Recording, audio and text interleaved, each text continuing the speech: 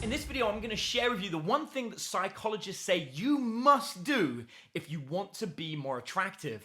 Now, if you haven't watched the previous video to this one where I talk about the truth about dating, it is very important you go back and watch this one first because it gives you a little bit of a foundation before I teach you this lesson.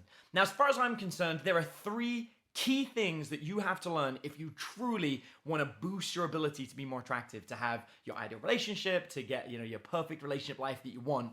But this lesson is the one that psychologists say is one of the most important. So there's actually been numerous studies that have been done into this. One of my favorite studies is where they'll take a picture of somebody and then they will ask people on a scale of 1 to 10 how attractive is that person. Then they take that exact same picture, but they'll Photoshop in two other people who are obviously attracted to that person into the picture, staring at them, and then they'll ask people on a scale of 1 to 10 how attractive is that person. And on average, in the multiple versions of this study that I've seen, in fact I've done this study myself, taking pictures out onto the streets and seeing what people think, the person will be recorded as being 2 points more attractive. That means if in the original photo somebody said that they were a 7 out of 10, then in the picture where two people are obviously attracted to them, they become a 9 out of 10. And this factor is known as pre-selection, and it is one of the most important triggers of attraction. In fact, you may have even noticed this where, if you've been in a relationship, you find it so much easier to meet people when you're in a relationship than you do when you're out of a relationship. Or you may have noticed if you're married, whenever you wear your wedding ring, that people tend to come and hit on you all the time, but the minute you don't have the wedding ring, no one's really interested. Now, there's a lot of reasons why this happens, and actually, I discovered this completely by accident in one of the most dramatic ways I could ever imagine. What happened to me was, I remember I was learning this whole dating thing. I wanted to get good at dating, and so I was going out in the evenings, going to nightclubs and meeting people and trying to talk to them. And I remember the very first time I attracted somebody that was quote unquote out of my league. I was in a nightclub and I saw this woman dancing. She was absolutely gorgeous. I couldn't take my eyes off her the entire night. And I eventually got the courage to go up to her and start talking to her. And I hung out, and before you know it, we're making out. We end up back at my place. We have the most incredible night, amazing sex. And the next day, I wake up, take her to the train station, say goodbye. And as I'm heading back to my apartment, I'm like, yes, I've done it. I've finally got somebody that I thought was way out my league. This is amazing.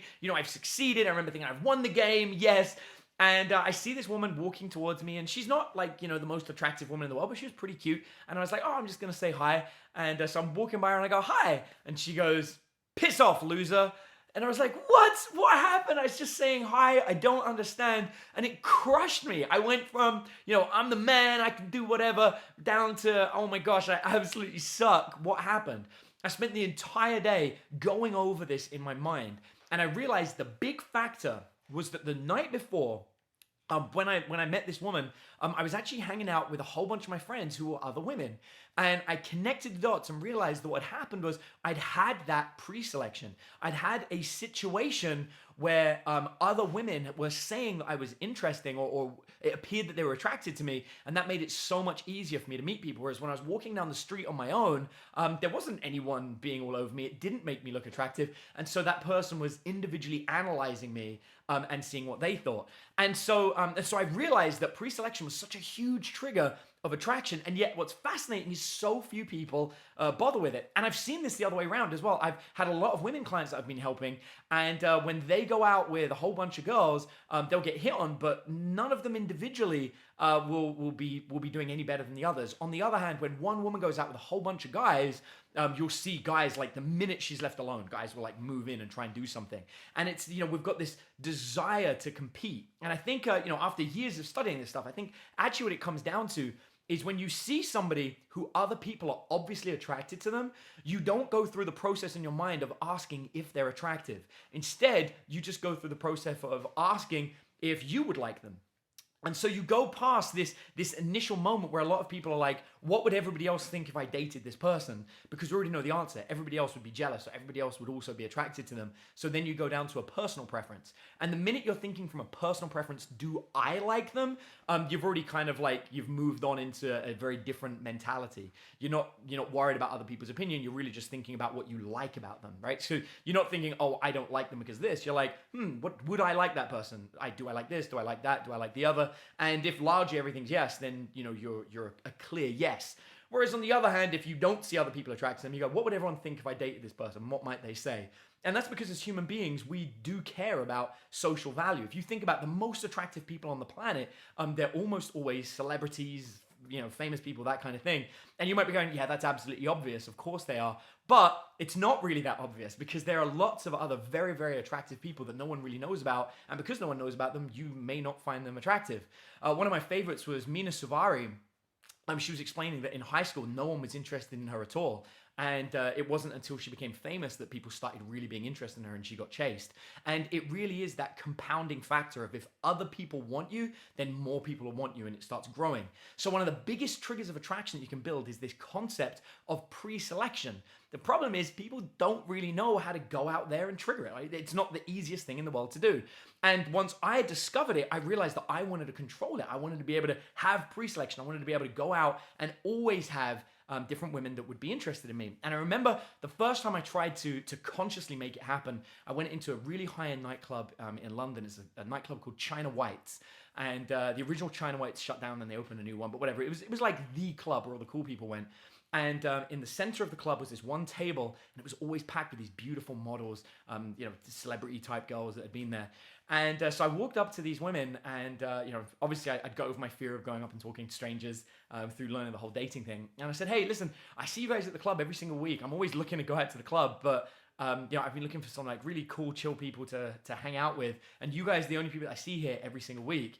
You guys be cool if I hang out and maybe buy you guys some drinks and, just so I've got some people I can regularly hang out with.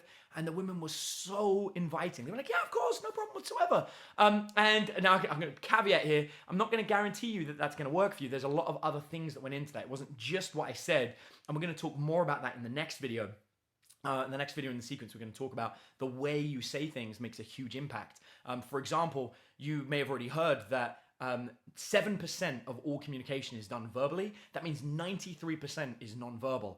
And so, if you don't have the 93% under control, the words are almost irrelevant and nothing's going to happen. So it wasn't specifically what I said, it was the way I said it and how I said it. And we'll talk more about that in the next video. But the women were totally open to it and they said, yeah, sure, no problem. And so I would go out to the nightclub every single week. It's on a Wednesday. I'd go to China White's on Wednesdays. And anyone from back in the day in London knows that that was the place to be on that day. And I would just hang out with these beautiful women. And by doing that, I would have women approach me constantly, wanting to come and talk to me, wanting to come and hang out. And it made it very easy for me to boost my dating life. What I found difficult initially was teaching this to other people. Because like I said, not everyone can just walk up to the most beautiful women in the room and say, hey, can we hang out and be friends? And there is a way to do it and to make it work. And so I started breaking down what is the key element to pre-selection. And I realized that if you think about it, no one knows whether the people that you hang out with are people you're dating or whether they're just friends or whether they're even family members. And so we started breaking down a simple system to help people rather than focusing on trying to get dates, but how they can build up this natural pre-selection. So you've constantly got choice. We realized the key element wasn't just having people around you, it was having people around you that are attracted to you, that do want to be with you. And so we realized that it wasn't just about pre-selection, it was actually about abundance. And abundance is having a choice of who you're gonna date and having a choice of who you can be with. And I find it fascinating that so many guys, that were trying this whole dating seduction method back in the day, they were always trying to do what we call the sniper approach, right? They'd like to see this woman, I'm gonna walk up to her and I'm gonna date her and that's who I'm gonna be with. And the problem with that is you never really cultivate friendships. You never really get to meet lots of people or add them to your life. And in doing so, you'll meet somebody, start dating them, and then either that's the person you marry or you break up with them and go and meet somebody else. It's a really lonely existence where you're just dating one person at a time, right? On the other hand, if you can cultivate abundance, then you end up in a situation where you've actually got a large group of beautiful people that you're attracted to that you can hang out with, you can go to dinners with, you can go on dates with, and you can actually have a much more free relationship. And you can date one of them, and then if something doesn't work out, that's fine. You guys don't date, but there's so many other choices of who you're going to date next. And in some situations, you can actually have it that on the day that you break up with somebody else is like, hey, let's go on a date. And this happened to me. I was married for a period of time, and I married to a wonderful woman who I absolutely loved. And we got to a point in life where we realized that we didn't want to go down that road any further. And I feel in the interest of being open and honest with you as a dating coach, I should tell you what happened. We got married and we had a plan to have kids. And then once we started being together, she realized that she didn't really want to have her own kids. She was much more interested in adopting. And I'd grown up with this desire to have my own children. And this ended up being like a contesting point. And I think one of the myths about dating is that you can manipulate somebody or force them into doing whatever you want. And not only should you never do that, but that's not really what you want to do. You want to be with somebody that wants the same thing as you. And so, we had a very long discussion that took years where we decided, okay, ultimately we're just going to separate. It was a beautiful divorce. As beautiful as the marriage, it was very friendly and very relaxed. And we decided to separate, go our own separate ways. She's still an amazing person. I wish her well in life. And I've gone on, and now I'm in a wonderful relationship, and I've got incredible kids that I absolutely love, which is exactly what I wanted. And that's the whole point about dating, is for you to find people that you connect with, that you have a real connection with, and that you believe in the same things, and you like the same things, and that everything works out exactly the way that you want it to. And so, through life, the day that I got divorced, one of my really good friends, a woman that I know, messaged me, and she goes, hey, how's life? And I was like, you know what, it's crazy. I just got divorced today. And she's like, oh, cool. And I said to her, you know what, do you want to go for dinner? I'd love to go on a date. And she went, sure, absolutely. So within minutes of being divorced, I was already going on a date with somebody else, simply because I have an abundant life of beautiful women that are friends of mine that I could date, that maybe I might date or I might not, and who knows. And that is what you want your life to be. And it sounds like a dream if you're lonely, if you're alone, if you've never experienced that. But it's actually very easy to cultivate if you follow a few simple steps. And actually, at the end of this video sequence, I'm going to take you through the system that I use to help people develop all of these techniques that I'm going to be sharing with you. So this is abundance, and in the next video, we're going to talk about the second technique. In the third video, we'll talk about the third technique, and then in the very last video, which will be the fifth video in the sequence, I'm going to take you through the entire formula of how we go about helping people developing all of these different techniques so you can develop abundance. So I know it sounds crazy right now, but trust me, this is not only a better way to go about having a wonderful dating life, it's a better way to go about developing a social life of people that you really enjoy hanging out with, of finding, true friends that, who knows, maybe you end up being intimate with, and maybe things go further than that. So we're going to be talking about that in one of the future videos. But in the very next video, I'm going to take you through one of the most misunderstood parts of attraction, which is the concept of confidence. You see, if I went up to the average person and said, what does it take to be attractive? I always guarantee you, everyone's gonna be like, confidence. If you just be confident, then you're gonna have no problem meeting and attracting people. But what the hell is confidence? And where do you get it if you don't have it? And what do you do if you're not a confident person? And yet, it's the thing that everyone knows triggers attraction, but no one knows how to create it or how to do it. And confidence isn't difficult to get if you understand it and if you know where it comes from. So what I'm going to talk about in the next video is I'm going to talk about real confidence and how you develop it if you don't have it. I'm also going to share with you one of my favorite phrases, which is, you ever notice that your mum's always like, oh, you're totally attractive. Anyone would be lucky enough to get you. And then it still doesn't work, and you can't understand why your mum thinks you're attractive and no one else does, and you think it's because she's biased. It's not.